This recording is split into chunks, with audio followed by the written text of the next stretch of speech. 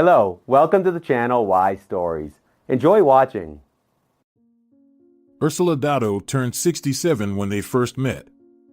An elderly woman had already thrown a bag of garbage into a plastic container when she heard something squeaking inside the container. She looked inside and noticed that there was a second bag next to hers, exactly the same, and it was moving slightly. The squeak was coming from there. Úrsula Dato reached the bag with difficulty, pulled it out, put it on the ground, untied the knot, and she could not believe her eyes. There was a tiny red puppy in the bag. His fur was clumped together, and tears were streaming down the sides of his blue eyes. He looked at the woman with hope and at the same time with fright, tried to stand on his feet, but failed. Apparently, he was too weak to do so. "Who did this to you, darling?" Úrsula Dato said almost in a whisper, "Come here." And she carefully took him in her arms and, straightening up, pressed him to her chest. The puppy licked her hand. What kind of monster could do such a thing? The woman continued to be indignant. "Bastards." Úrsula Dato stood like that for another 5 minutes, trying to figure out what to do with this poor dog. She was old, and she was getting more and more weak every year, even every month. How long would she stay in this world? 5 years at the most. And if she adopts the puppy now, then, when she is gone, who will take care of the dog? The village where Úrsula Dato had lived all her life was dying out, and more inhabitants were moving into the city. Only 3 old-timers remained: Úrsula, the former teacher Casilda Morales across the street, and the old man Adon. But he was almost 80. He hadn't recognized almost anyone for a couple of years, but only sat on a bench from dawn to dusk and smoked stinky cigarettes. Most of his acquaintances had gone to heaven or moved to the city to live with their children, and the young people who had rebuilt houses for summer homes were different. Many of them came with their expensive angry dogs, and they didn't like the local abandoned and stray dogs, and often called the service for catching stray animals.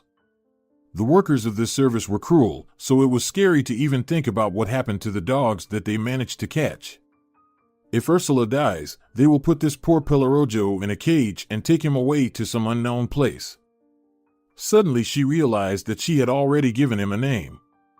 Pellerojo. She was responsible for him now, no matter what. She just couldn't put it back in the bag. And there was hardly anyone in the village willing to take him in. The snow was beginning to melt outside. It was the end of March, the roads were slick, and the vegetable garden and barbecue season was still a long time away. There's hardly anyone in the entire neighborhood. "Well, Pellerojo," the woman summed up her thoughts aloud, "we'll survive somehow. God will help us." And Úrsula Dato hurried home, holding Pellerojo in her arms. At home, she fed the puppy with what she could find, poured some milk, and put some bread in it. He ate greedily, warmed up, regained his strength, and began to stand on his feet and wag his tail a little. Úrsula prepared more food, heated water, bathed the puppy, wrapped him in a thick towel, and lay down on the bed with him. The woman was tired because of the worries and all the fuss.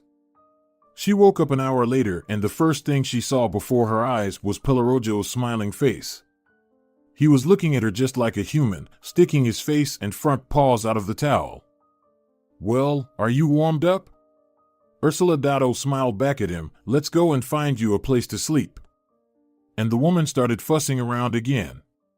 She even felt more energized, and her mind became more clear. Now she had someone to take care of, something to plan for the days ahead. During the last 2 years, her evenings were similar to each other, and not only did Úrsula begin to mix up the days of the week, but sometimes she did not immediately remember what month it was. 2 years ago, her closest friend had died, and then her son and daughter, who now lived in the south by the sea, put an ultimatum to her: she has to finally move in with them, otherwise, they don't promise to visit her in the village even once a year.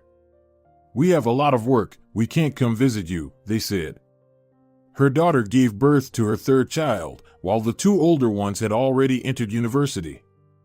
And her son had recently divorced and was in a legal battle with his second ex-wife trying to get permission to raise their child. Needless to say, Úrsula didn't want to leave the village. She was born here, Here she spent her hungry childhood during the war years. Here, together with her mother, she waited for several years for the return of her father who was missing at the battlefront. But he never came back. Her mother, realizing that her husband would never come back, quickly got sick and died, leaving the 16-year-old Ursula alone to struggle with the difficult post-war life. She had to drop out of school, work as a milkmaid, and run the farm. And she withstood it. Many of her friends left the village to go to college, and none of them came back. They persuaded her to leave too. Spinners and weavers were in demand everywhere. One day Ursula met a city man who happened to be in the village by chance. He almost talked her into working at his factory in the city, promising to help her with everything when she arrived. But a month after his departure, the girl realized that she was pregnant. She wrote letters to this man, asking him about what to do now, but he never replied. And now 18-year-old Ursula had also to raise her son all alone, without any help. Back then, the reputation of a single mother was a disgrace, and the girl realized that she would hardly find a life partner. She had almost given up hope of finding her soulmate when a young agronomist, Benito, showed up in the village. She fell in love with him at first sight. She had never felt such feelings for a man before. And, strangely enough, Benito responded to her feelings. This time everything was real, without lies or betrayals. A year later they got married and soon Roquelia was born. It seemed that there was no end to their happiness, everything was perfect. Ursula even managed to enter the agricultural college part-time, hoping to build a career in the future. The neighbors also began to treat her with respect, completely forgetting about the past. But everything came to an end as quickly as it had begun. Benito died of a heart attack while he was sleeping. Ursula could not understand how she had the strength to start everything from scratch again. She had to drop out of college, just as she had once dropped out of school.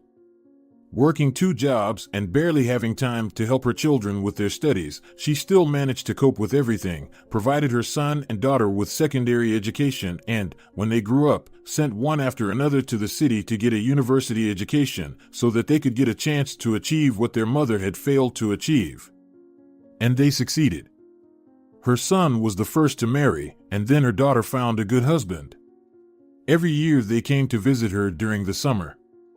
Her son repaired the old shabby house, and her daughter loved to walk in the forest with her children, picking berries and mushrooms, and then making jam, the aroma of which spread throughout the village.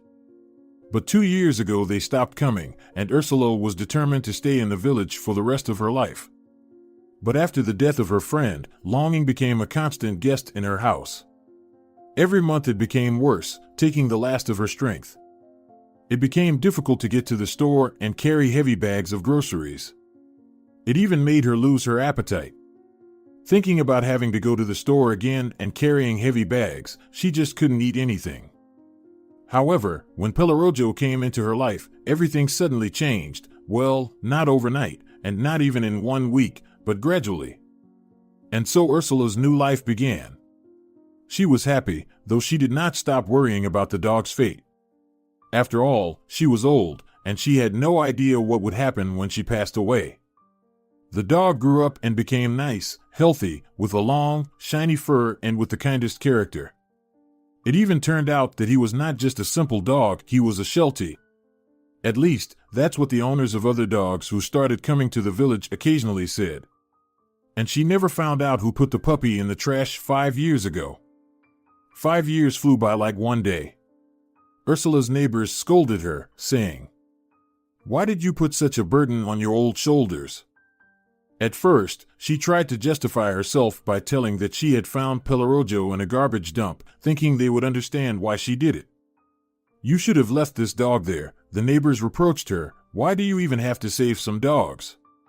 Your pension isn't even enough for you, and now you have to feed this huge beast." Pelorojo understood everything. Ursula knew for sure that the dog understood everything like a human, so she didn't have such conversations with the neighbors anymore. In fact, he wasn't that big and didn't eat that much, it was just the thick fur that made the dog look huge. When Ursula bathed him, he became really tiny. But he liked to walk a lot. In the fall, they went mushrooming together. Ursula could not distinguish a mushroom among the mottled fallen leaves anymore due to her poor eyesight. So Pellerojo assisted her. He could find good mushrooms by sniffing and called Ursula by barking. Úrsula Dato loved such hikes. But one day on one of such walks she suddenly felt unwell, her heart ached. She had heart problems before, but she had never felt this bad before. The woman sat down on a stump to have some rest, but she could not get up again, she lost consciousness. Pellerojo ran around her for a minute, whining, barking, and licking her pale face with his rough tongue. Then realizing that his mistress would not be able to come to her senses on her own, he rushed into the village, attracting the attention of everyone he met with his loud barks. Strangely enough, the first to react was Adon, who, despite his old age, was still on duty on the bench outside his house. He dropped his cigarette, went to his neighbor, and asked him to go after Pellerojo and check if something had happened to Ursula in the forest. The neighbor reluctantly agreed and got there just in time. He brought Ursula home and called an ambulance.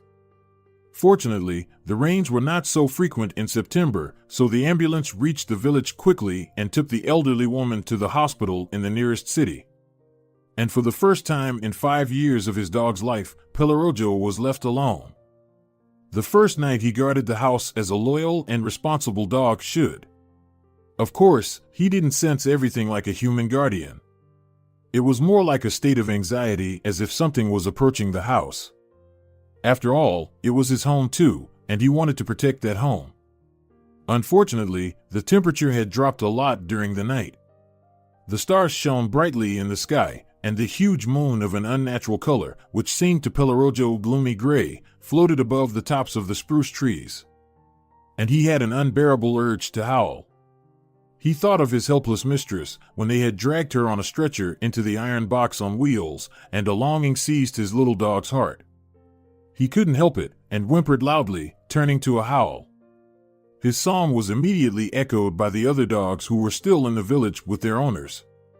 People in neighboring houses began to turn on their lights and scold the dogs.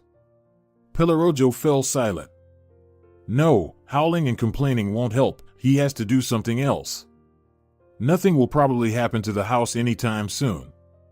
The first thing to do was to find Ursula and listen to what she would say if she regained consciousness. Pellerojo went through hundreds of smells in his mind, focusing on one of them.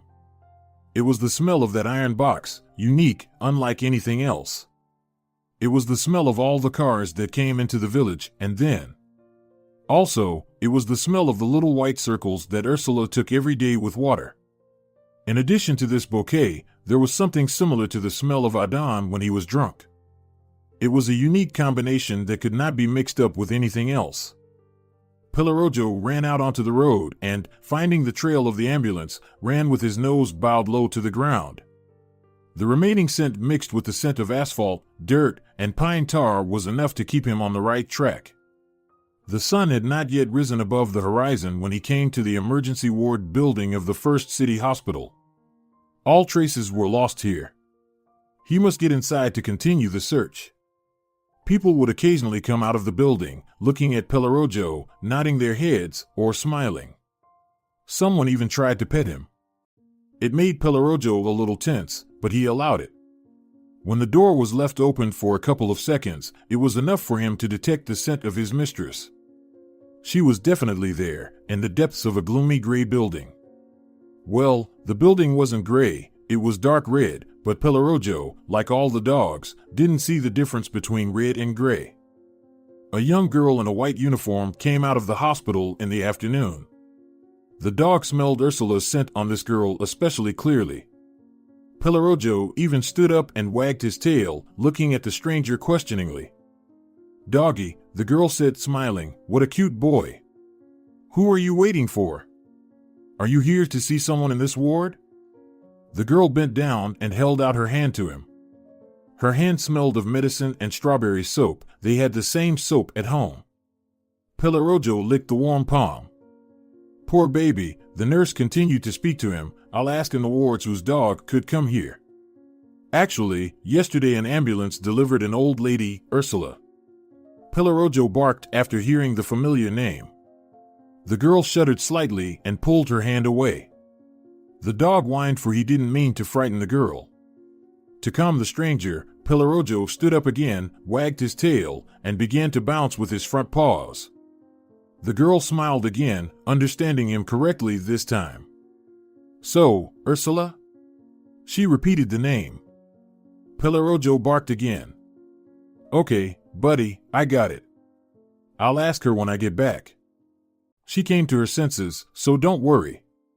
But to be honest, your owner is still very weak, and anyway, we can only wait and pray to the Almighty." Pelorojo didn't know many words and didn't understand all the details of what he heard. He only knew 3 words: Ursula, good, and Almighty. But this was enough for him to conclude that this girl knew Ursula quite well, that Ursula was now conscious, and that some circumstances prevented him from certainty. In the past, Ursula had always mentioned Almighty when she felt anxious. The girl walked away.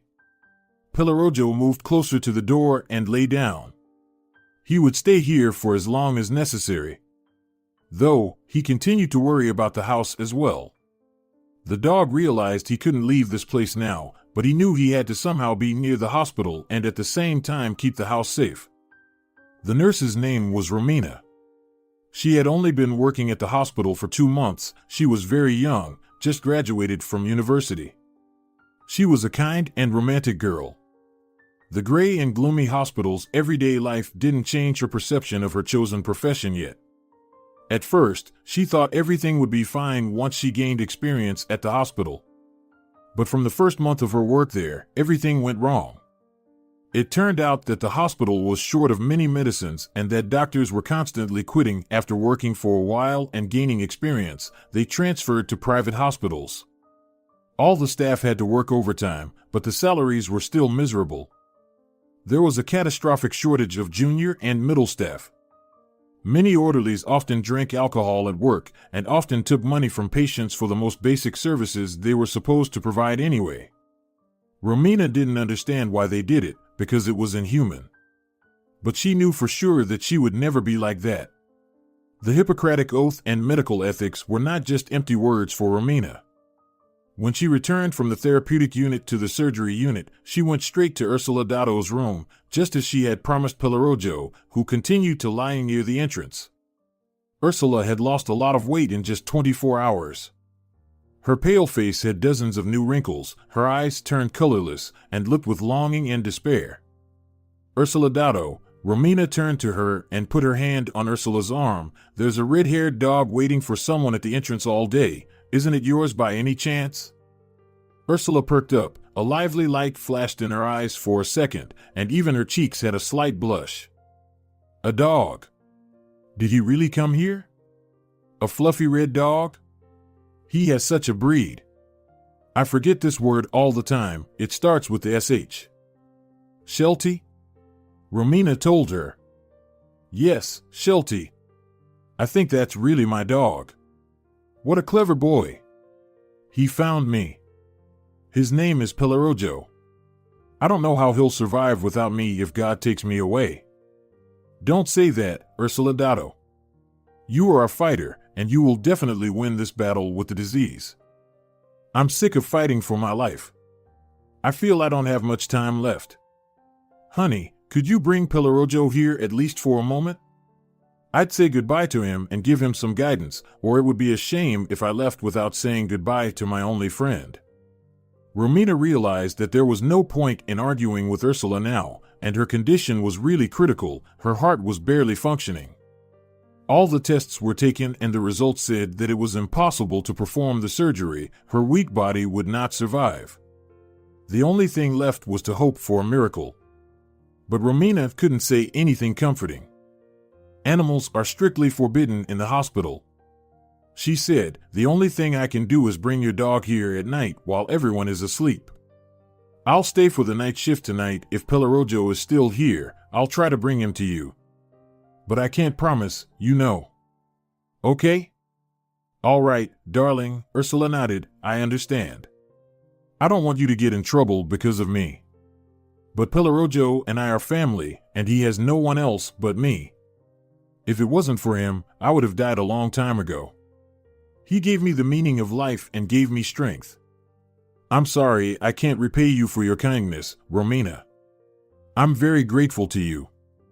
Come on, Úrsula Dato, Romina interrupted her. I'm just doing what I'm supposed to do, helping people.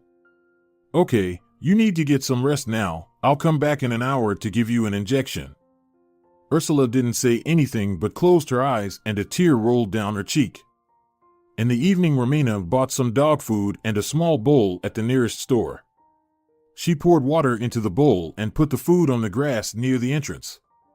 Pellerojo drank some water but didn't eat at all.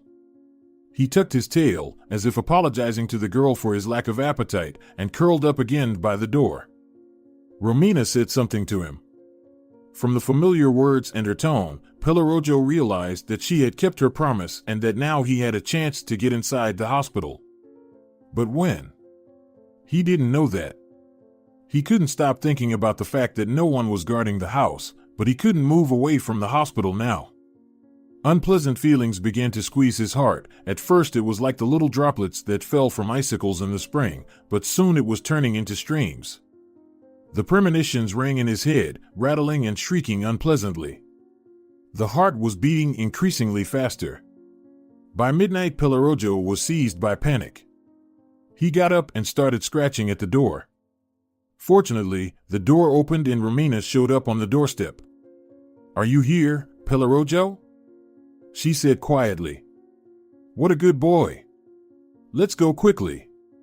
Come on in." Pellerojo understood what she said. Cautiously, he slipped his nose through the open door and sniffed. His heart pounded even harder.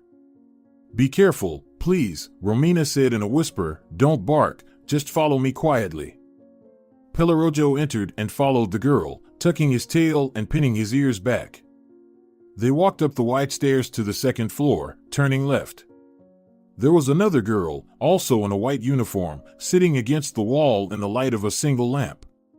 She looked surprised at the couple sneaking in and twisted her finger at her temple, looking questioningly at Romina. But Romina only pressed her index finger to her lips in response. They walked another 10 meters and turned the corner. Finally, Pellerojo smelled the familiar deer scent and forgot about everything else in the world. He almost barked, but came to his senses in time, because now Romina looked at him and put her index finger to her lips again. Pellerojo barely kept himself from barking, wagging his tail excitedly. Romina opened the door of the room and let the dog in. That night Úrsula felt very bad.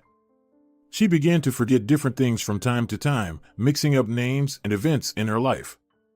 It seemed to her that the war was still going on around. She asked about her father, whether he had sent her any news from the battlefront. Sometimes she spoke to Romina, calling her by her daughter's name. But even in this condition, she had not forgotten about Pellerojo and was waiting for the nurse to bring him to her room. Romina had called Úrsula's son yesterday and told him about his mother's poor condition. He promised to call his sister and come to the hospital as soon as possible. When Pellerojo came to Úrsula's bedside and put his head in her cold hand, she opened her eyes and a smile lit up her face. "Pellerojo," she said, barely audible, "my dear boy, you found me." She wanted to stroke the dog's head, but her hand was no longer obeying her. "I'm sorry I left you alone. But that's what life has decided," she continued, sighing heavily with each word. "But you and I knew it. We always knew it would happen someday. I'm sorry. I guess my time in this world is over." The dog kept his eyes on Úrsula, listening to every word she said. She could barely speak, but Pellerojo didn't need any words. He could hear everything, how hard her heartbeat was, how her chest wheezed, and how slowly the blood flowed through her veins. And the most important smell of Úrsula became barely recognizable. To Pellerojo it was the smell of the sun and the stars in the clear night sky. It was the smell of life. If he knew anything about the soul, he would have thought that this was the smell of the soul. Every person has the same base of this smell, and only slight nuances bring in the peculiarities of a unique personality and some kind of kinship code. The dog could easily identify relatives, friends, and strangers by smell. Another 10 minutes passed in complete silence. Romina stood at the door of the room and cried quietly. The cramped space was barely illuminated by a dim lamp and a street lamp, the light of which, tangled in the foliage of the tall linden trees, showed strange shadows on the wall. There were two other elderly women in the room with Ursula, but they were asleep and couldn't see that strange night scene. Then Ursula closed her eyes, took a deep breath, and fell asleep forever. Pellerojo shuddered, bumped his nose into her palm, then turned around and looked at Romina as if looking for an answer. But she covered her face with her hands and didn't see the dog's questioning gaze. That was it, the scent of the soul had finally left Ursula's body. Romina was afraid that now it would be difficult to get Pellerojo out of the hospital. But when she calmed down a little, she approached him and wanted to say something, but he rushed to the exit, so she caught up with him only at the door of the emergency unit. Romina let him out, and he immediately ran off toward the highway. Pellerojo headed toward his house. Suddenly something told him that he must be there now. Because if Ursula's soul isn't here, she could have gone back to the house. Where else could she have gone? Of course, the dog couldn't make long logical chains. He had a different way of thinking. Ideas and sequences of action flashed through his mind all at once in one piece. And if the ideas looked like they had the right shape, then he could follow them without any doubts. But this last idea turned out to be awkward. Something was breaking its smooth edges all the time, forming some kind of holes. After running along the highway for about a mile, Pellerojo stopped. No, that's not where he should go. Ursula is not at home. Something is trying to trick him, to mislead him. He should go back. This idea looked definitely like the right one. Pellerojo turned around and raced back even faster. He made it just in time. The gurney with the body of the deceased Ursula was already on its way to the nearby morgue. Pellerojo could smell that it was Ursula in the black plastic bag. An orderly was pushing the gurney, and Romina was walking next to him with papers in her hands. Seeing Pellerojo, the girl called out to him. And the dog joined the procession. "Is this the dog you were talking about?" The orderly asked Romina. "Yes. Please don't chase him away if he stays near the morgue." "Okay." As they walked around the rectangular one-story building, Pellerojo remembered that he had been here once before, when he had traveled by bus with a few villagers to pick up the body of Ursula's friend. He remembered those smells too. They were unique. They took people who no longer had the smell of a soul from here and took them to a graveyard a kilometer away from their village. There, they were buried in the ground for some reason.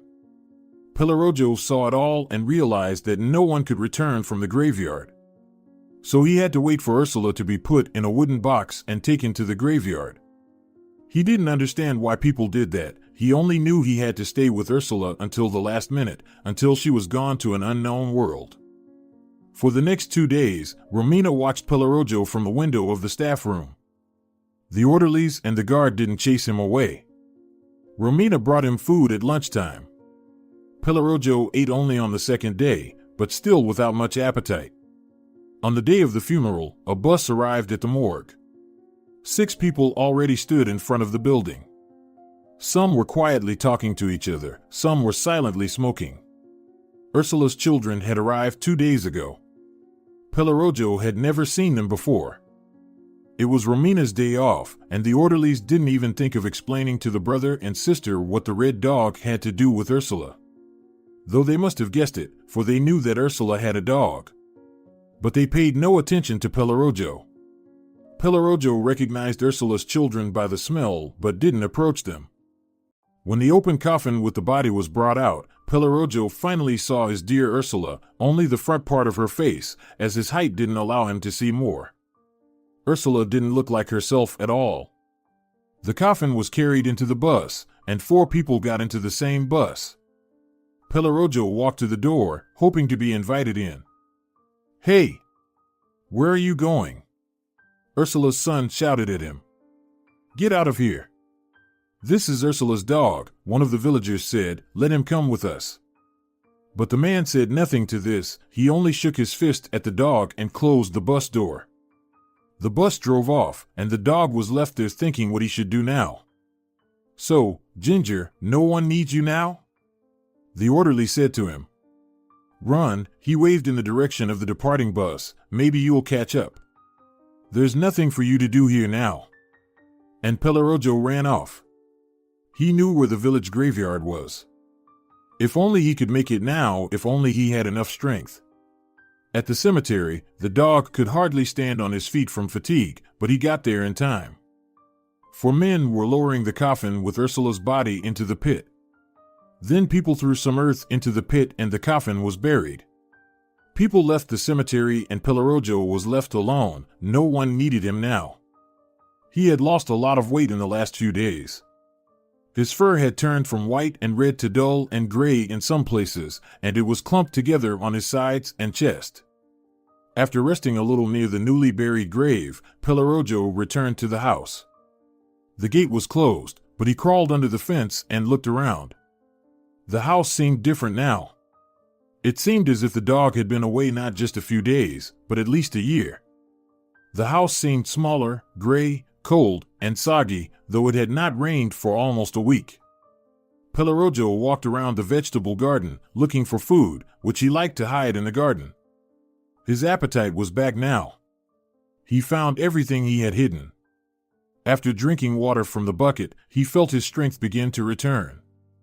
Behind the cherry trees, in the space between the fence and the blackcurrant bushes, Pellerojo had a sort of secret hut. He had built it for himself. He liked to hide there during the day when Ursula was resting in the house. He was about to go there to think everything over when the door over the porch opened, and a loud man's voice sounded. "Is that you again?" The voice was clearly addressing him. "Get the hell out of here." A large stick flew in his direction. Pellerojo tucked his tail and ran away. Everything in this house was different now. This place is no longer his home. He must find something else. And Pellerojo ran back to the graveyard.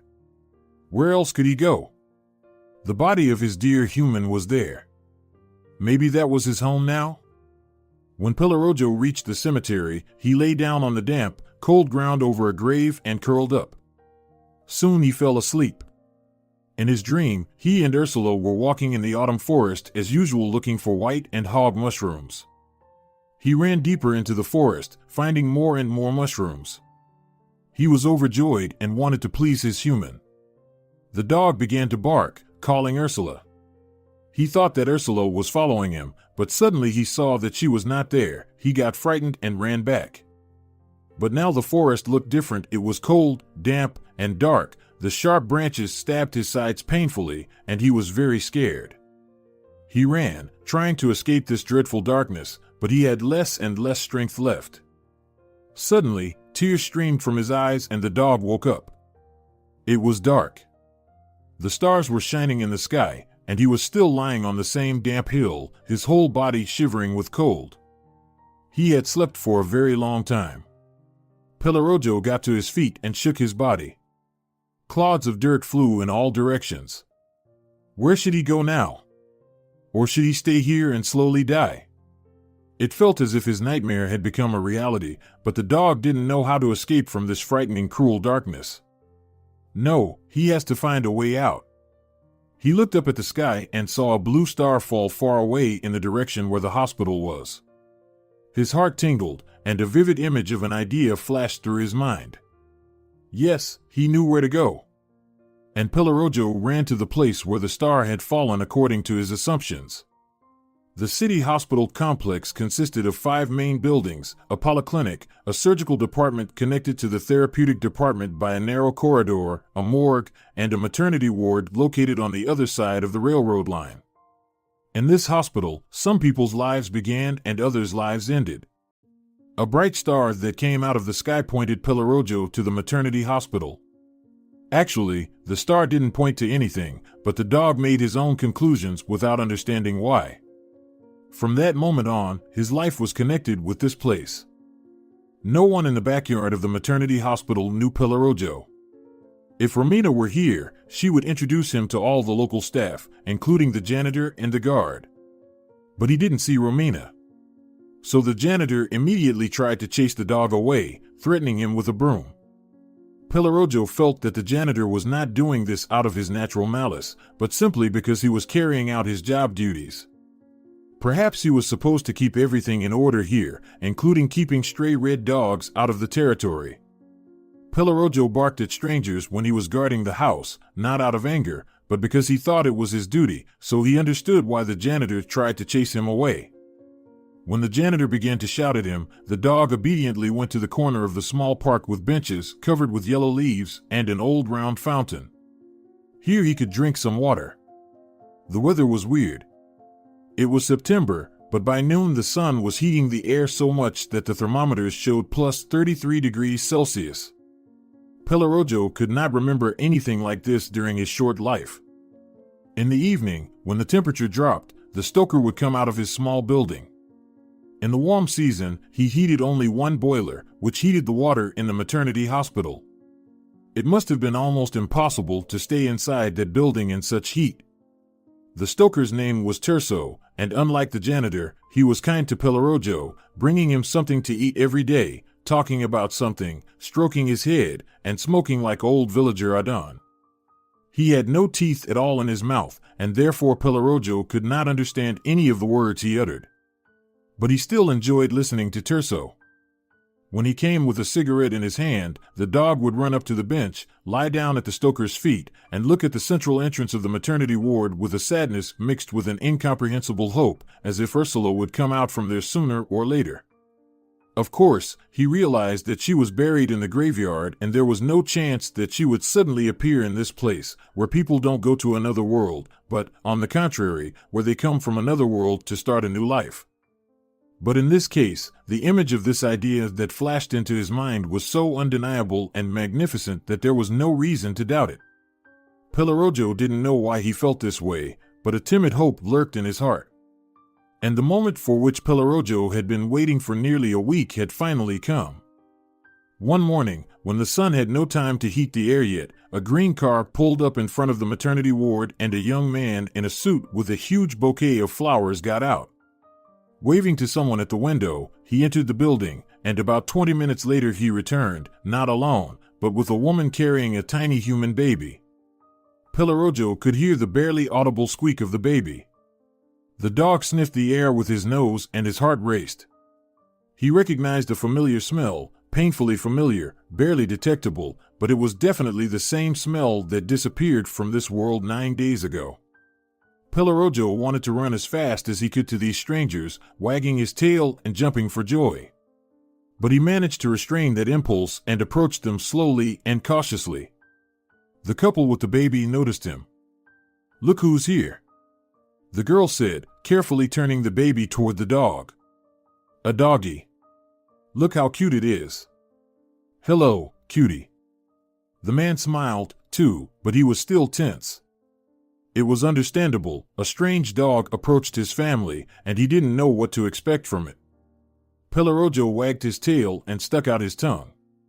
The baby couldn't see him, unable to focus on anything yet, but the dog could see the baby, and now he knew he was not mistaken in his expectations. This was the little human he had been waiting for so long. Now they must not part. The dog must follow this baby everywhere, wherever these kind people take her. "All right, get in the car," the man said to his wife. "Let's go before the heat starts." They got into the car, started the engine, and drove off. Pellerojo followed them. These kind people who had suddenly entered Pellerojo's life were Silvina and Santiago. They had been married for 3 years. They had a modest wedding just after graduating from the veterinary college in the capital.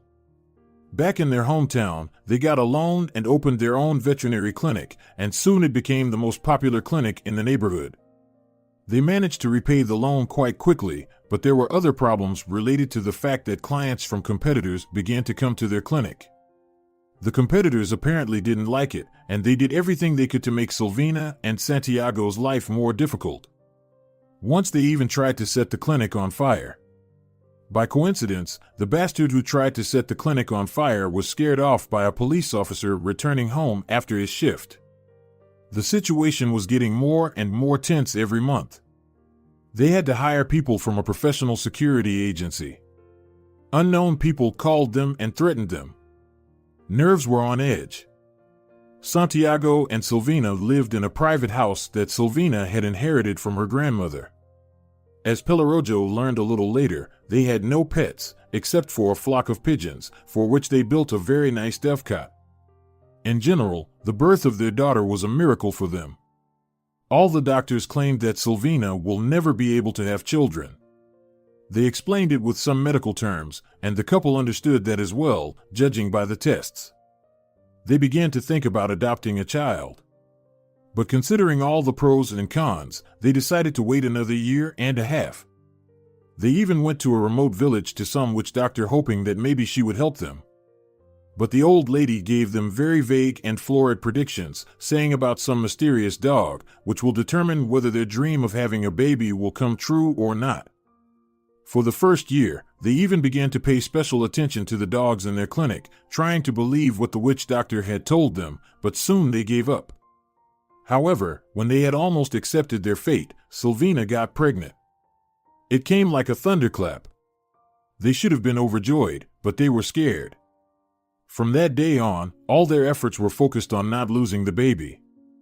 Weekly appointments with doctors, tests, special nutrition, everything was focused on providing Silvina with the best possible conditions and full control.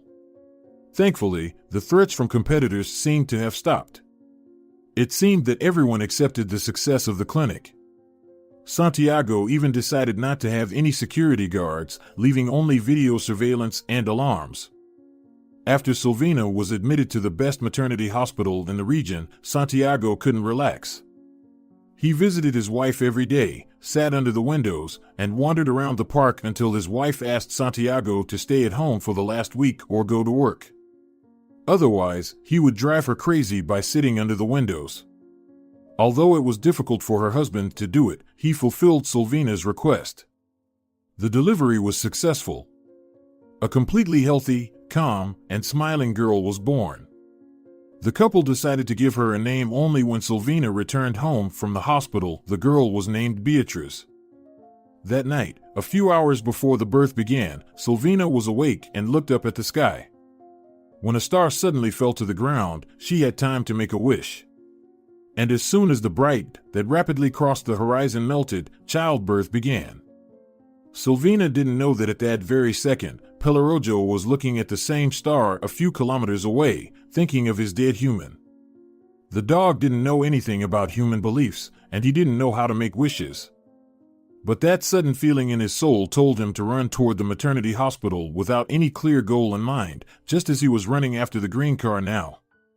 Pellerojo reached Silvina and Santiago's house by noon. Tired from running and from the heat, he simply collapsed near the gate in the shade of a small jasmine bush that barely had any leaves on it. He fell asleep for a while. The creaking of the gate opening woke him up. He woke up and jumped to his feet. Oh, my goodness, he heard Santiago's voice right in front of him. What are you doing here? Did you follow us from the maternity hospital? I can't believe it. Silvina. He shouted in the direction of the house. His wife's head peeked out of the open window. Why are you shouting, Santiago? SHH, baby's asleep, she said quietly. Look who's come to visit us, he said almost in a whisper and pointed his finger at Pellerojo. I can't see behind the branches. Who's there? Pellerojo, realizing that they were talking about him, came out from behind the bush to show himself to Silvina. She only covered her mouth with her palm in surprise. Is it the doggy from the maternity hospital? She asked. Yes, Santiago replied with a smile. Wow, the woman said. Listen, let him in our backyard and give him some water. He must be thirsty, it's too hot today. All right, Santiago agreed, opened the gate, and gestured for Pellerojo to come in. The dog wagged his tail, looked into Santiago's eyes again, then looked at Silvina. She waved at him.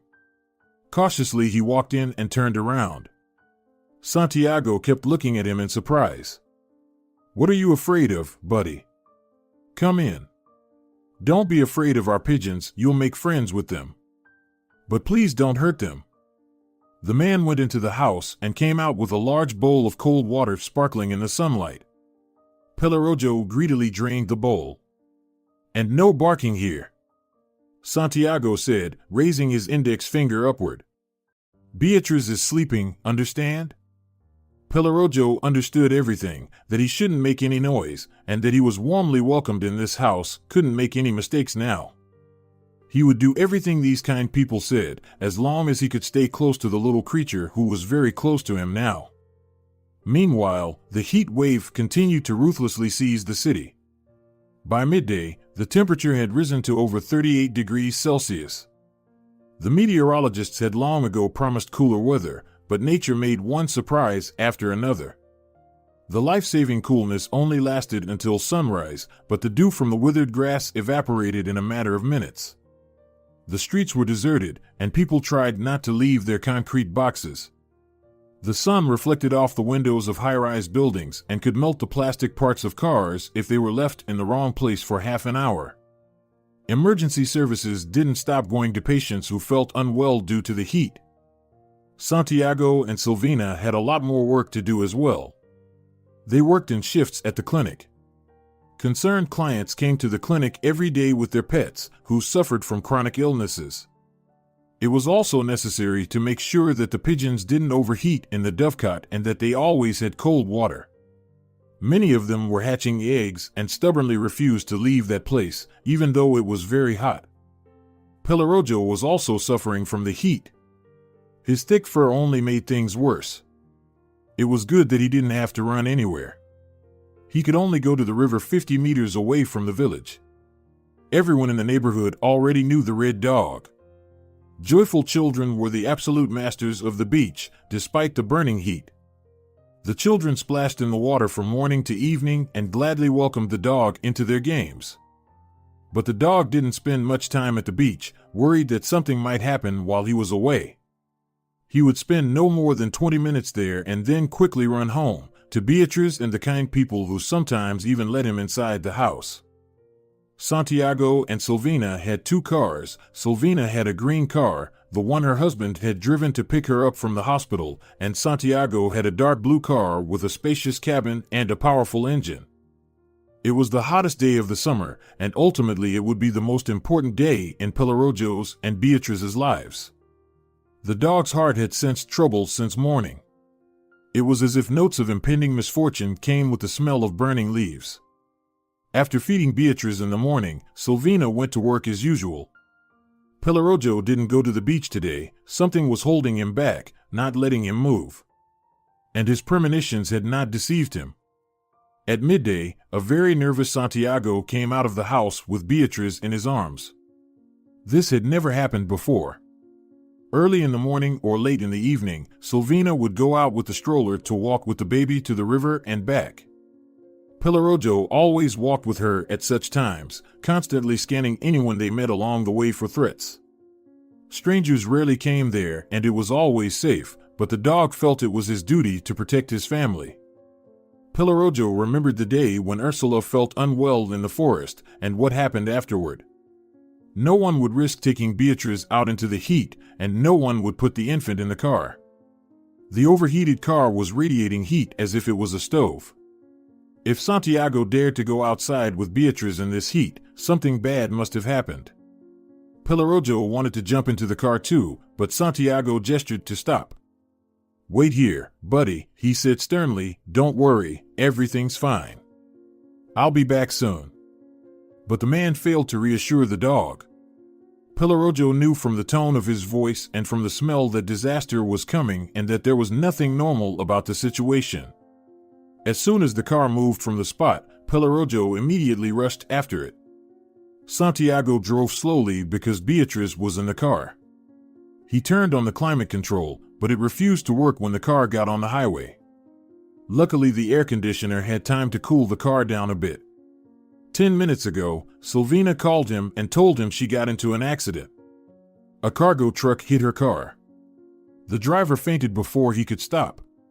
Her car was badly damaged, and she bruised her ankle. The police arrived quickly, but the paperwork and medical reports would take a long time. Unfortunately, she hadn't locked the clinic door. She had suddenly run out of bandages and had hoped to make a quick trip to the nearest pharmacy. Please stop by the pharmacy on the way, his wife said over the phone, buy 10 packages. There's a dog in the clinic with a wound that needs to be treated and bandaged. But I can't leave Beatrice alone. Confused, Santiago said. Put her in a carrier and drive carefully with her. It is not hot in the clinic, the air conditioner is working. I will sort everything out soon and come to you. Don't worry about me, I'm fine. When Santiago drove up to the pharmacy, it was already quite hot in the car. He had to act quickly. He had to buy everything he needed and get to the clinic in 5 minutes. The city roads were empty. Santiago tried to turn on the climate control one more time, but it didn't work. He slammed his fist on the panel in despair and frightened even himself. Oh, baby, he said quietly to his daughter, I'm sorry, Daddy's a little upset. Beatrice opened her eyes but was calm. Santiago parked 100 meters away from the pharmacy because it was the only place where there was shade from the trees. He got out of the car, turned the corner, and disappeared from the sight of Pellerojo, who had barely caught up with him. Pellerojo didn't follow him but stayed by the car. His eyes were blurry, and he barely had enough oxygen to keep himself on his feet and not fall over. He was terribly thirsty. But despite the fog in his head, the dog sensed that Beatrice was inside the car, and therefore he must stay there and wait for Santiago. Meanwhile, Santiago encountered unexpected problems. There were 2 other customers in the pharmacy who were talking to the disgruntled salesman about something. They looked like criminals. Under different circumstances, Santiago would just go out and look for another pharmacy. Both of them were shirtless, tattooed to the point that the designs made his eyes twinkle. Moreover, judging by their speech, they were drunk or high. Standing behind them, Santiago wanted to wait his turn, but the men continued their conversation without buying anything. Guys, Santiago couldn't stand it, let me buy some bandages quickly. My kid is in the car, I can't leave her for long. One of them slowly turned around, squinted his eyes as if evaluating Santiago, and slowly said in a creaky voice, Don't you dare call us guys, show some respect. You have to wait until we finish our conversation, and he turned away again. Santiago was indignant. Can you be quicker then? He exclaimed, You're not the only one here. Shut the fuck up, said the second of them, not even turning toward Santiago. Mr. Santiago turned to the seller, who also clearly wanted to get rid of these insane visitors, but could not object to them. Could you please give me 10 packages of bandages and 5 vials of peroxide? I'm in a hurry. Are you out of your fucking mind? The first one turned to him again. We have an important purchase too. Wait, as we told you, and don't make a move. The salesman was probably scared because he pulled out a pack of some pills and placed them on the counter in front of the 2 creepy customers. Sweat was rolling down his face. Just leave, he said, you don't have to pay. Finally, it took you a long time to decide. One of the visitors grinned, took the pills from the counter, turned around, and headed for the exit. The others silently followed him, deliberately hitting Santiago with his shoulder. Morons, the salesman said in a half voice when they finally left, and wiped the sweat from his forehead with his sleeve. Bandages for you, he said to Santiago. And peroxide, he said. The guy rummaged through the lower shelves, took out everything he needed, and put it in front of Santiago. Santiago put everything in a bag and handed the money to the seller. Keep the change, he added. Thank you. The salesman didn't say anything, but his eyes showed gratitude. Santiago ran out into the street, but as soon as he reached the corner of the pharmacy, one of the guys from the pharmacy suddenly appeared in front of him. A thin blade, more like an awl, gleamed in his hand. He stabbed Santiago 3 times in the stomach and, without saying anything, walked away with his friend. The sharp pain made Santiago's eyes darken. He pulled back against the wall and slowly, trying to press the bleeding wounds with the palm of his hand, settled down on the hot asphalt.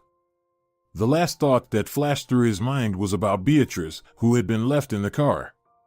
He must get her out of there, he must call for help. Santiago tried to shout, but the words seemed to be stuck in his throat.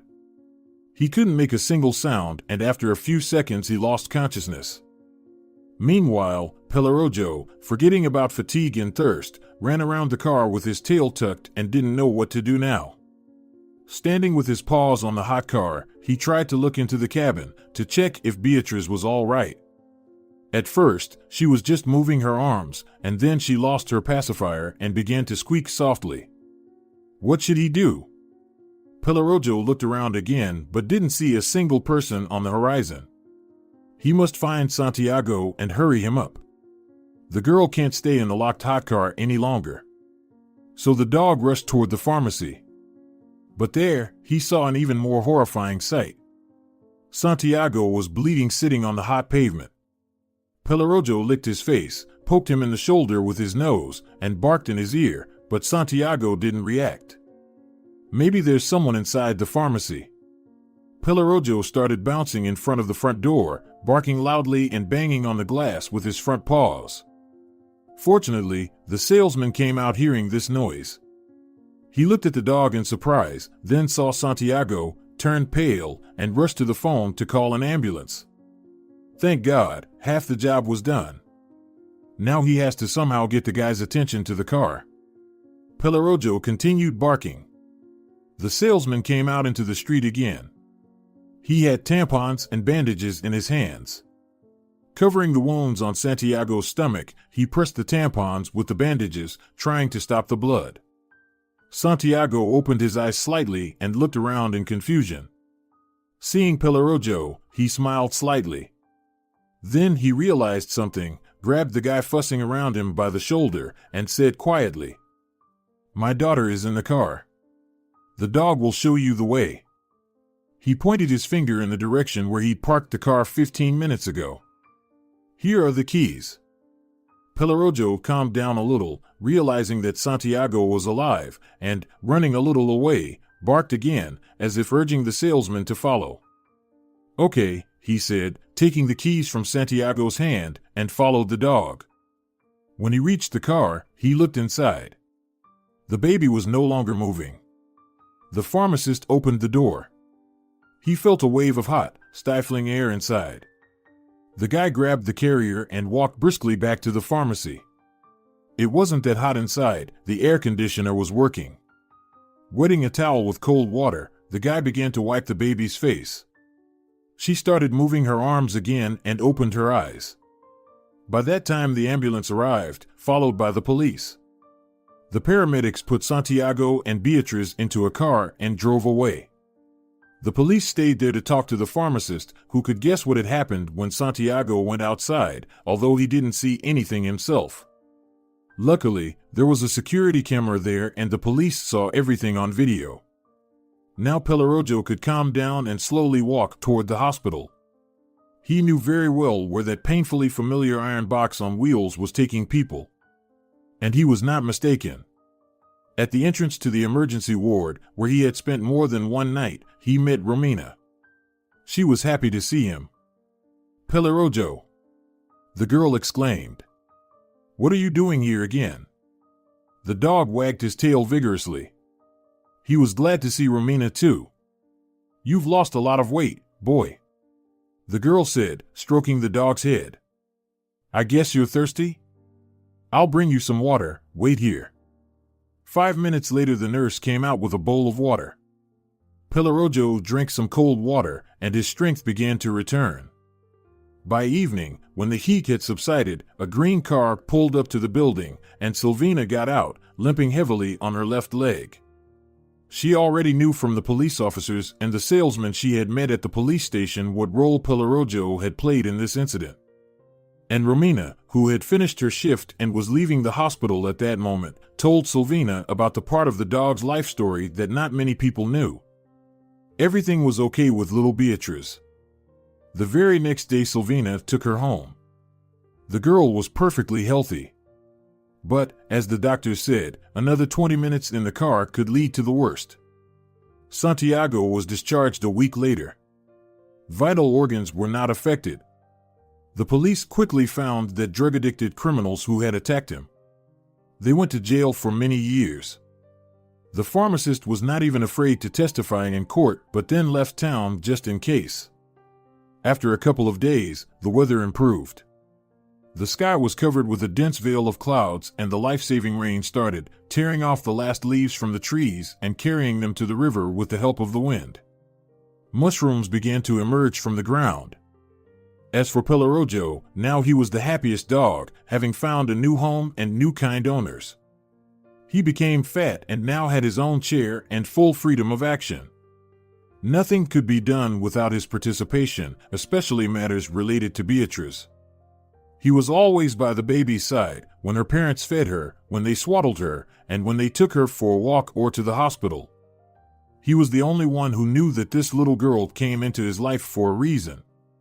He clearly remembered the night when a star fell from the sky and the most beautiful image of his life flashed in his mind. His life was not divided into two parts. It began when he looked out of the bag and saw Ursula's face, and continued at the maternity ward when he saw Santiago with Beatrice in his arms. His life was complete, but he was the only one who could understand his life. But in fact, there are many things that humans don't understand, but animals do, especially animals as intelligent and loyal as Pelorojo. If you're enjoying it as well, leave a like and subscribe.